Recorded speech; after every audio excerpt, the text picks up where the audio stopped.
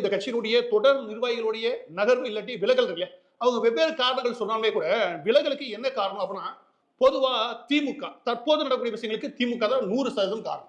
இது எப்படி அவங்க திட்டமிடுறாங்க? யாரு திமுக எப்படி திட்டமிடுறாங்க அப்படின்னா, பெரியார் விவகாரம் வந்ததுக்கு அப்புறம் ஈவே ராமசாமியை போட்டு அவர் புழக்க ஆரம்பிச்சதுக்கு அப்புறம் இவங்க எப்படி திட்டமிட்டுச்சாங்கன்னா, ஒரு 10ல இருந்து 20 கோடி ரூபாய் எடுத்து வச்சிட்டாங்க. எடுத்து வச்சுட்டு ஒரு பட்ஜெட்டே போட்டிருக்காங்க. மாவட்ட செயலரா அவனுக்கு 25 லட்சம் கொடு, ஊராட்சி ஒன்றிய அளவுல பொறுப்பா அவனுக்கு 10 லட்சம் கொடு, மாநில அளவுல சின்ன பொறுப்பா இருந்தா கூட கண்டிப்பா ஒரு 15 லட்சம் கொடு, இல்ல கிளை அளவுல இருந்தாங்கன்னா 2 லட்சம் ரூபாய் கொடு. இதுதான் பட்ஜெட். இந்த பட்ஜெட்டை போட்டு தான் ஆரம்பிக்கிறாங்க.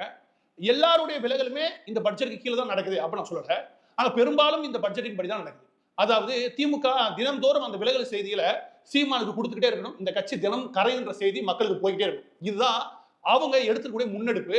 ஒவ்வொரு அரசியல் கட்சியும் இந்த மாதிரி இன்னொரு கட்சியை காலி பண்றதுக்காக இல்லாட்டி மோசமான நிலைமைக்கு கொண்டு போறதுக்காக ஏதாவது வகையில அரசியல் நகர்வுகளை மேற்கொள்ள தான் செய்யும். ஆனா திமுக அதுல 1ஆம் நம்பர் பொறுக்கித்தனம் கூட ஒண்ணு வச்சுக்கோங்க.